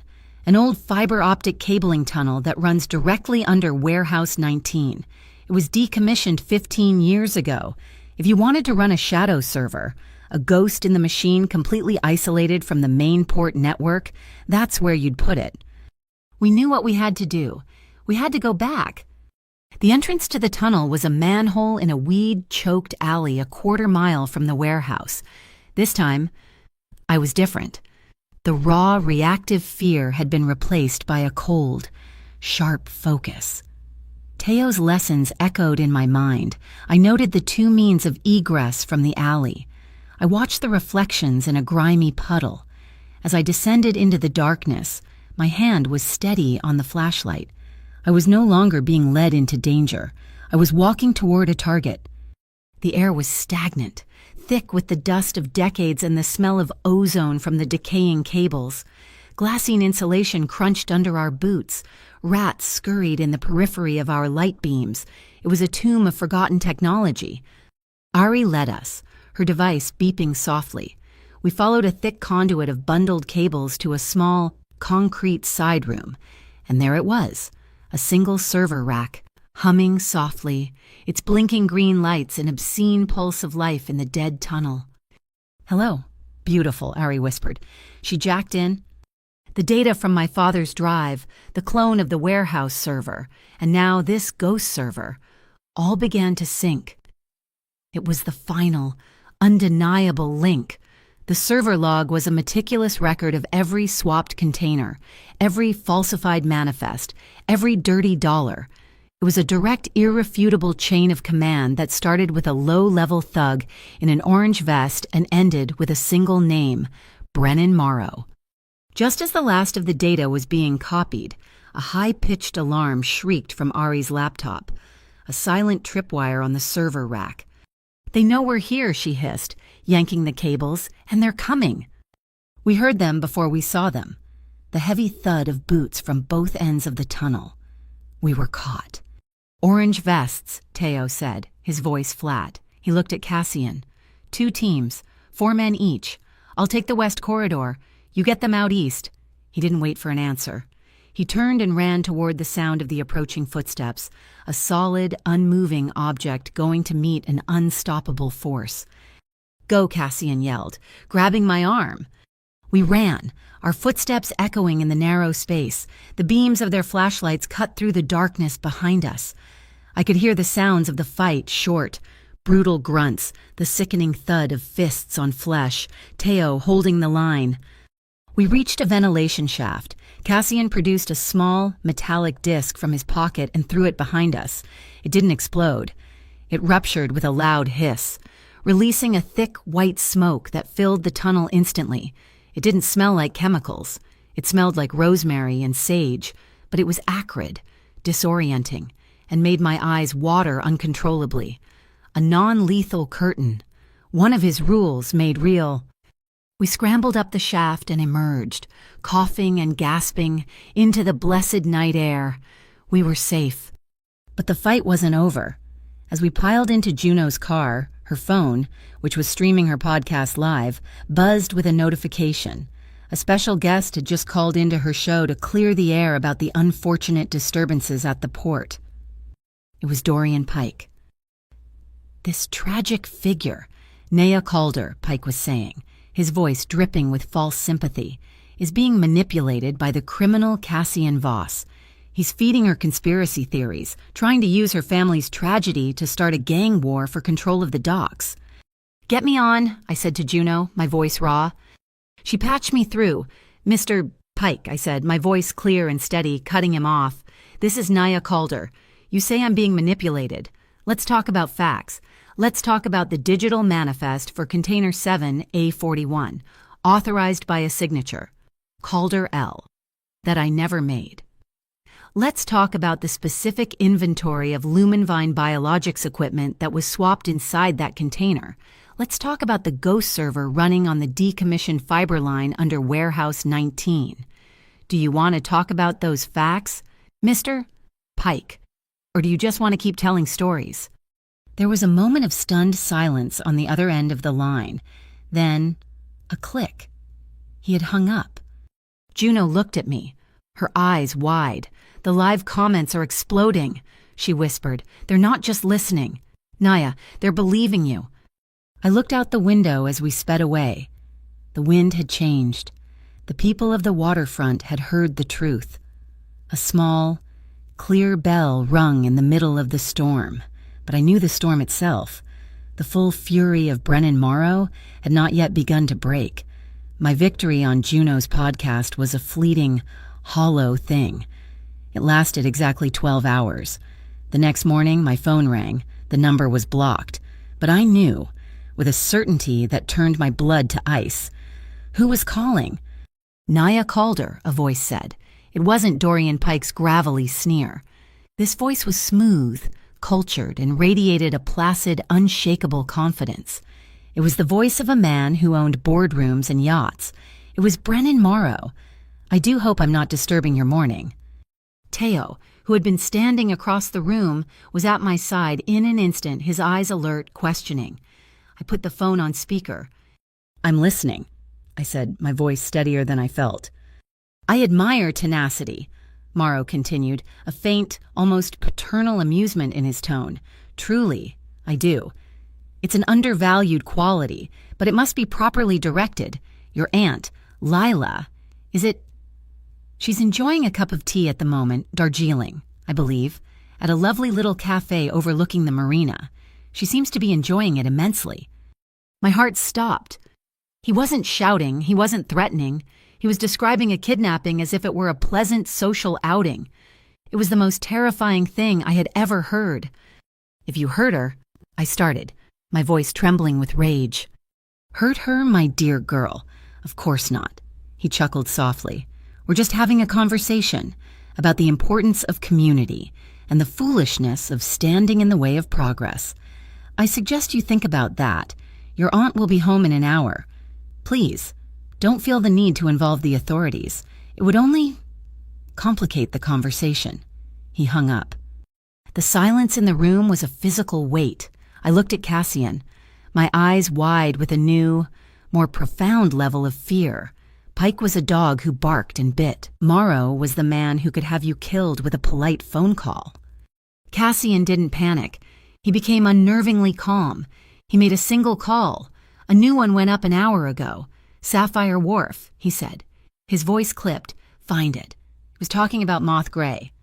While we waited, pacing the floor of the safe house like caged animals, my aunt came home. Teo's men, who had been discreetly watching her book club, met her in the lobby. She was pale and shaken, but physically unharmed. The doctor from Cassian's Soundwall Clinic was there in minutes, a kind, elderly man who checked her blood pressure and spoke to her in soothing tones, assuring her she'd just had a dizzy spell. She didn't know she'd been a hostage. The quiet efficiency of Cassian's network, his promise made tangible, was the only thing that kept me from shattering. An hour later, a photo appeared on Ari's laptop. It was the new Moth Gray mural, painted on the side of a rusted container at Sapphire Wharf. It depicted a single, stylized seagull, its wings spread wide. In its beak, it carried an old-fashioned skeleton key. "Sapphire Wharf," Cassian said. His eyes narrowed at the screen. "That's where Morrow keeps his mobile assets. Armored vehicles, transport. The key—" He looked at Juno. "It's not a key. It's a safe, a mobile one, a digital dead drop. Find it."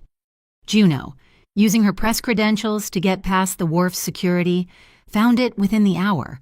It wasn't a vehicle. It was a hardened briefcase, magnetically clamped to the undercarriage of a private courier van. She managed to swap it with a dummy case. What she found inside made the blood drain from her face. It wasn't money. It was a detailed, multi-phase plan, complete with architectural renderings and falsified environmental impact reports. The project's title was chilling: The Waterfront Cleanse. Morrow wasn't just planning to evict people.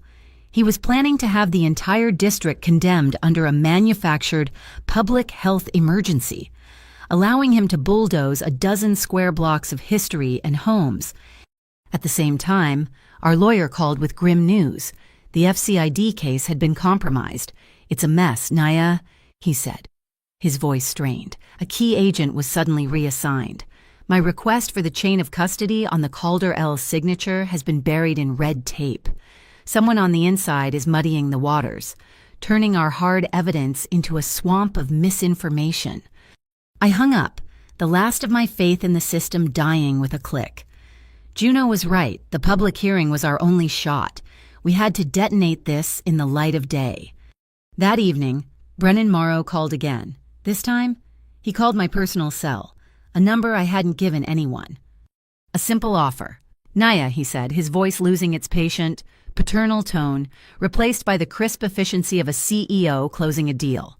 "Your aunt's loan with the Port Redevelopment Council, it's forgiven, wiped clean, a gift in return. You withdraw your petition for the Port Authority hearing.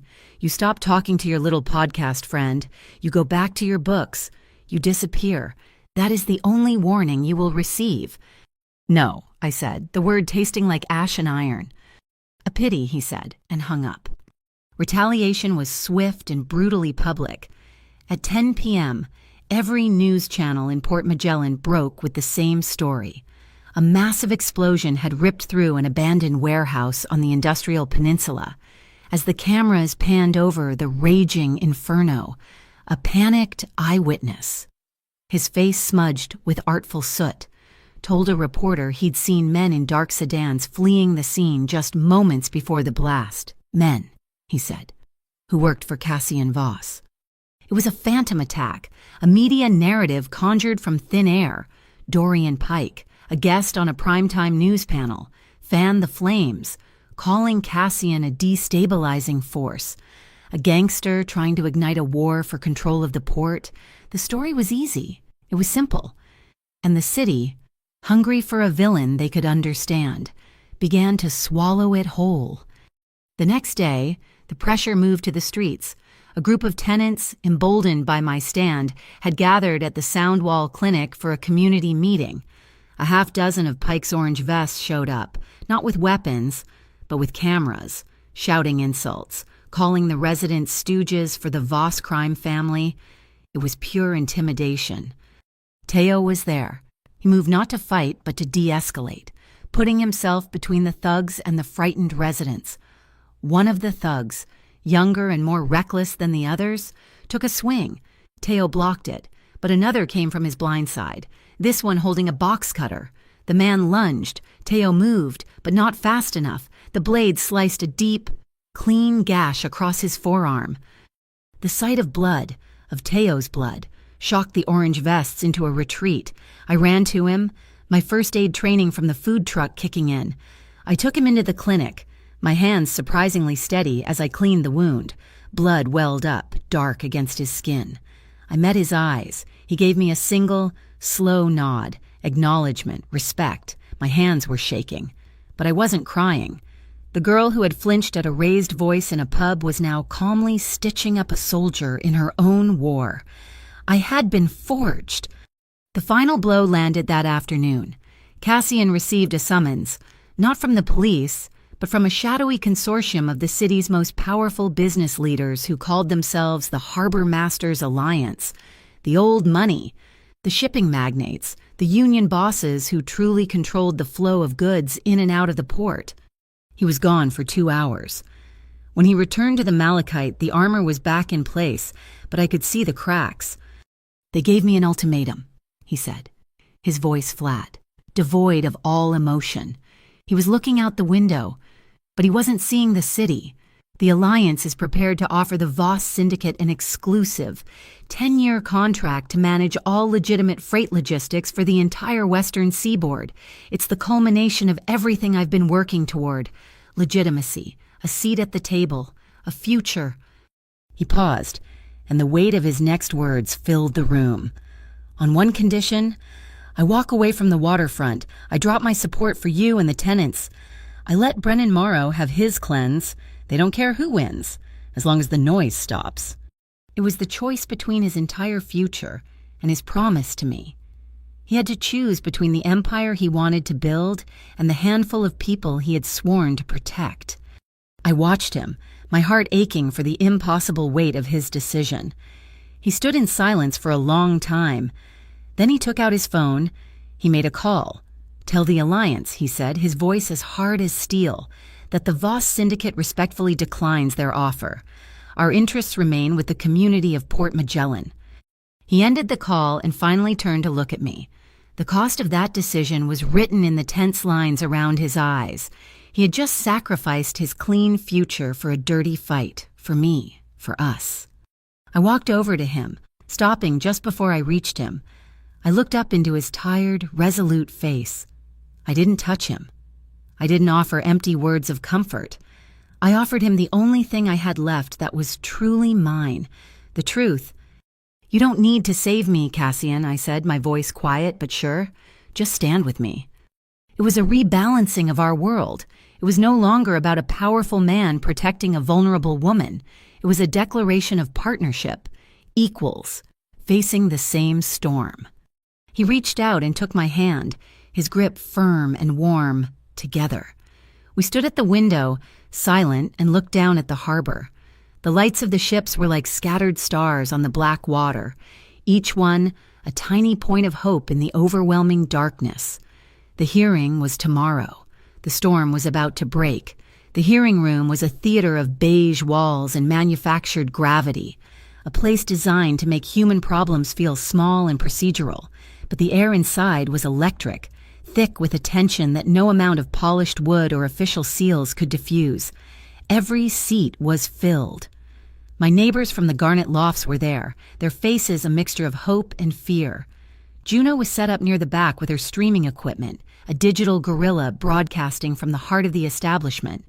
And across the room, flanked by a team of lawyers who looked like they'd been sculpted from granite, sat Brennan Morrow, radiating an unbothered, corporate calm.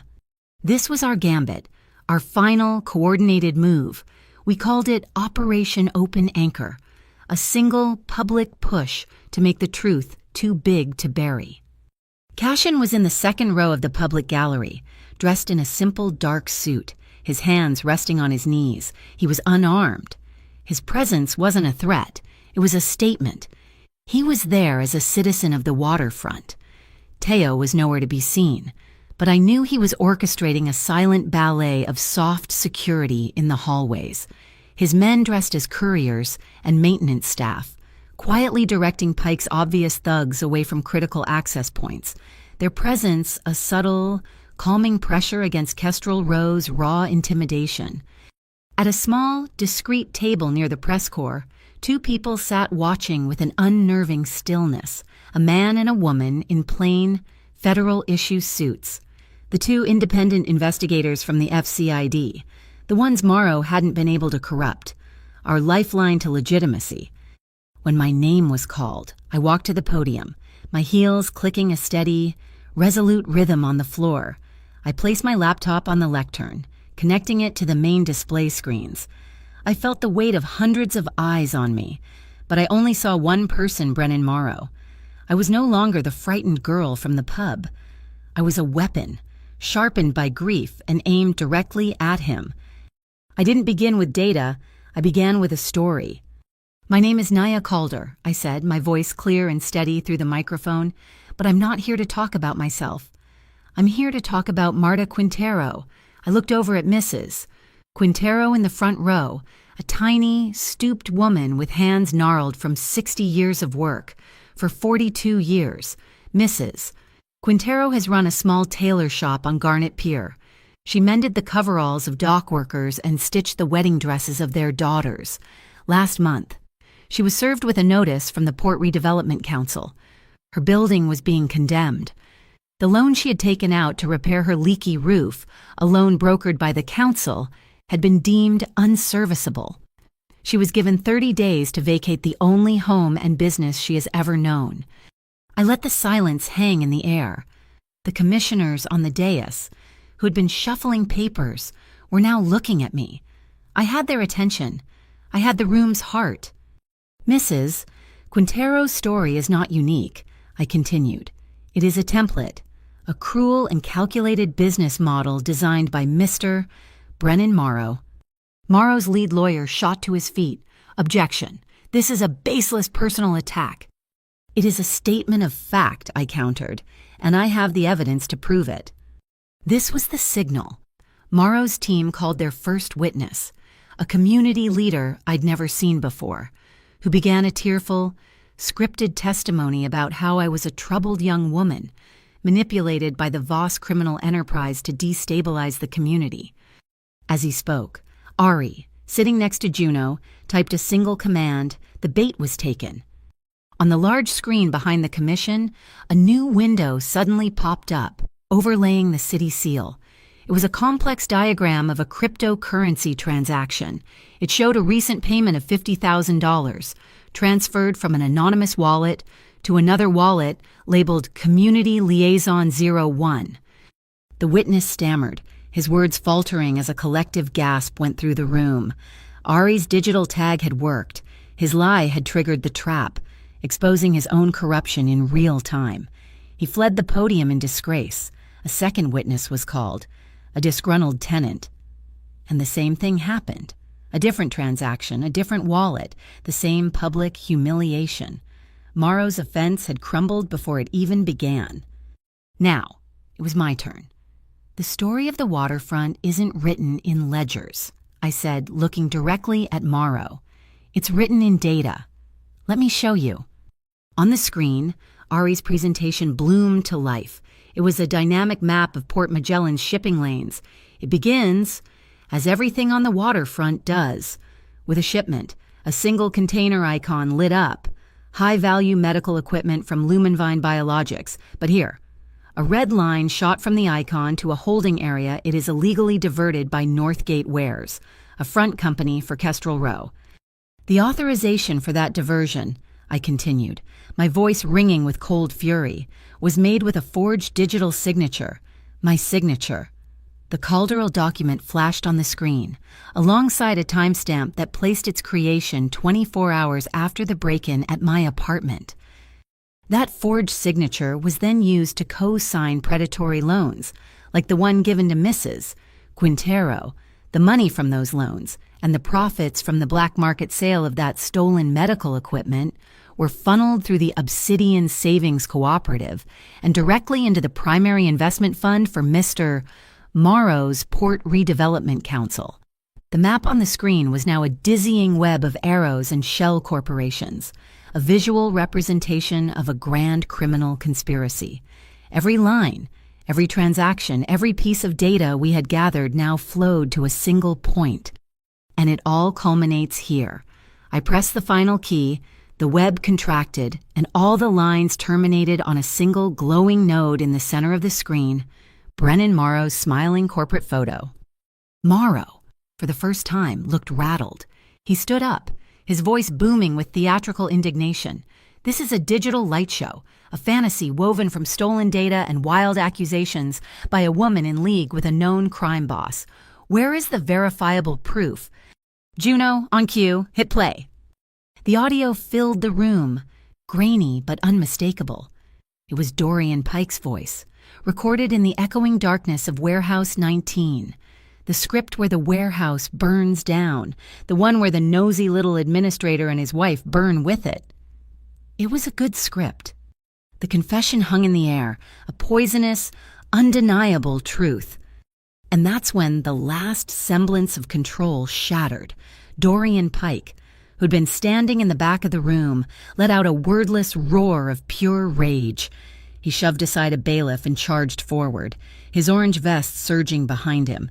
Their goal clear, get to the podium, get to me, and silence the truth with brute force. But just as they broke through the spectators, the emergency lights in the chamber and the hallway beyond all flashed, twice, from white to a brilliant, unearthly green. Teo's signal, the trap is sprung. From side doors and alcoves, Teo's men, the couriers and maintenance workers, moved with disciplined, coordinated speed. They didn't throw punches. They created barriers, tripping and redirecting the thugs, using their own momentum against them, neutralizing the charge with a quiet, stunning efficiency. In the hallway, I saw Teo himself step out from behind a pillar, directly into Dorian's path.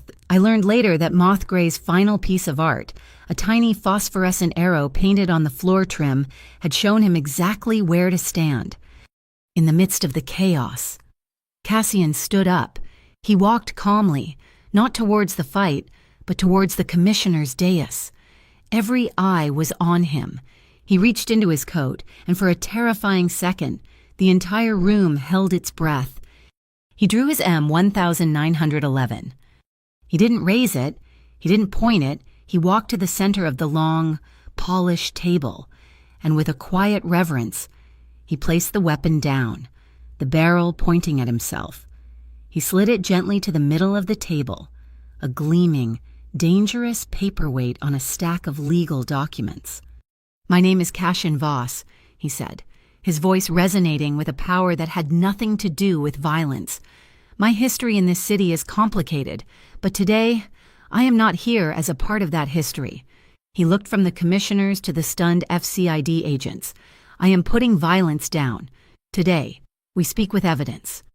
A collective, shuddering breath went through the chamber. It was a surrender and a coronation all at once. The moment the old power of the docks submitted itself to the rule of law in public for all to see. The FCID agents were on their feet, moving to secure our data. The commission chairman was banging his gavel, calling for order. The fight was over. We had won. But as I looked at Brennan Morrow, who was being quietly escorted out by his lawyers, I saw it. A small, confident smile playing on his lips. He knew something we didn't. He had one more card to play. Ari's voice suddenly crackled in my earpiece, a whisper of pure panic. "Naya, there's a press release. It's been queued up on every major newswire, set to drop in 5 minutes. It's from Lumenvine Biologics. They're accusing you, by name, of corporate espionage and the deliberate sabotage of a humanitarian aid shipment." The knot was not yet undone. He was going to burn the world to rule the ashes. The victory soured in the air before we could even taste it. As the commission chairman began to call for a vote, the large display screens, which had moments before been our stage of triumph, flickered. A new image appeared. It was the polished corporate logo of Lumenvine Biologics, followed by a press release. Its headline, "A stiletto to the heart of our credibility. Port Authority whistleblower named in corporate espionage plot. Humanitarian aid shipment sabotaged." A wave of confusion and doubt rippled through the chamber. The commissioners looked from the screen to me, their expressions hardening. My neighbors' hopeful faces began to cloud with uncertainty. Brennan Morrow's lawyers were already distributing copies to the press. It was his checkmate. He had anticipated his own defeat and laid a final, poisoned arrow, time to fly the moment he fell. He was taking me down with him, recasting me from a hero into a villain, a saboteur who had destroyed life-saving aid. My blood ran cold. The truth we had fought so hard for was dissolving into just another version of the story, another headline in the endless news cycle. Then, I felt a presence at my elbow. It was Ari, her face pale, her eyes burning with a desperate intensity. She spoke in a whisper so low it was almost lost in the rising murmur of the crowd, a whisper thin and sharp as a needle. "The server log is a clone. The key from the mural is a copy. They'll argue it's all been digitally manipulated. We need the original key, the physical source." The original key. The word snagged on something in my memory. A promise. Written on heavy cream stationery. A moral contract, not a legal one. and a detail Ari had mentioned in passing days ago, something that had seemed insignificant at the time. The ink in this pen has a unique, non-commercial polymer base, easy to authenticate. She hadn't just given him a pen, she had armed him. She had armed us. My heart hammered against my ribs. I turned to Cassian, still standing in the public gallery. Our eyes met across the chaotic room. He saw the question in my face, the dawning, frantic hope. He gave a single, almost imperceptible nod. He understood. I turned back to the podium, my hand raised. "Mr. Chairman," I called out, my voice cutting through the noise, "the members of this commission have one more piece of evidence to consider." All eyes swung back to me. I walked from the podium to the evidence table, my bag in my hand. I reached inside and took out the folded piece of paper he had given me in the safe house. I placed it gently on the document scanner. "This is not a legal contract," I said, my voice resonating with a new, unshakable certainty. "It is a promise." Made by Cassian Voss, a promise to protect the waterfront. The image of his handwritten vow appeared on the screen, and it is also the final key. I looked at Ari. "The ink," I said. "Authenticating polymer signature," Ari said loudly, her voice clear and proud as she typed on her laptop, cross-referencing with the original Harbor Blue file partition, searching for the root directory. Access granted, unlocking, Harbor Blue final. It was a ghost ledger, a final confession my father had buried so deep it required a key that didn't exist when he was alive, a key based on a future act of integrity, a Hail Mary from beyond the grave. The screen changed, the web of financial data reformed, but this time, a new line appeared, a thick crimson arrow of transactions, moving not from Morrow's accounts, but to them. It was a secret funding protocol from a hidden subsidiary of Brennan Morrow's tech empire, paid directly to a private R&D account at Lumenvine Biologics. "Mr. Morrow didn't just profit from stolen aid," I announced, my voice ringing with the force of absolute truth. "He paid Lumenvine to create a phantom crisis. The stolen shipment was never intended for humanitarian relief. It was a prop, a stage-managed disaster designed to fail, to create the very public health emergency he needed to invoke the condemnation clause in his redevelopment contract and seize the waterfront. The story isn't that the aid was stolen. The story is that the aid was never real to begin with." A profound, deathly silence fell over the room. The lie was so monstrous, so complete, that it took a moment for the reality of it to land. And in that moment, Dorian Pike, who'd been held back by the bailiffs, finally snapped. With a primal scream of rage, he lunged, not at me, but at the evidence table. His intent clear: destroy the data, destroy the truth. But Teo was already moving. He and two of the plainclothes civil defense officers converged on Pike in a stunning display of non-violent force. There were no punches, no brutal strikes. It was a quiet, brutal poetry of leverage and control. Pike's lunge was redirected, his arms pinned, and he was brought to the floor with a controlled thud. The click of nylon zip ties being pulled tight was the only sound. His discarded weapons were kicked harmlessly to the side. The spirit of the room, the spirit of putting violence down, had held. Dorian Pike, the man of threats and brute force, was finished. He stared up from the floor, his eyes hollow, defeated. Brennan Morrow, watching his last soldier fall, turned and made for the exit. "Mr. Morrow," a calm voice said. The two FCID agents were blocking his path. "We'd like you to accompany us." The city's district attorney, who had been watching from the gallery, stepped forward. The trap was closed. As they escorted Morrow away, Cassian walked back to the commissioner's dais. He stood before his gun, still lying on the polished wood, with a slow, deliberate motion. He reached out and turned it, so the barrel was no longer pointing at his own chest, but away, toward the past. Then, with the tips of his fingers, he pushed it gently away from himself, an offering, a final act of surrender. "I take responsibility for my past," he said, his voice quiet but carrying through the now silent room. "Today." I let the law speak. The final, irrefutable proof landed a moment later. Ari's voice, a triumphant whisper in my ear. Got it. The Lantern Project. A final, encrypted email I just cracked from the Lumenvine server. On the screen, a single, damning email appeared. It was an internal memo from 5 years ago, outlining the entire waterfront cleanse strategy, from the creation of the fake aid crisis to the securitization of the devalued properties. It was the blueprint for the entire conspiracy, the final nail. The room erupted. It wasn't just cheering. It was a roar of catharsis, the sound of a community taking its first breath of free air. My aunt was there, her arms wrapping around me, her tears warm on my shoulder. Juno was filming it all, her own eyes shining, her live stream hitting numbers she'd only dreamed of. The city was watching. The world was watching.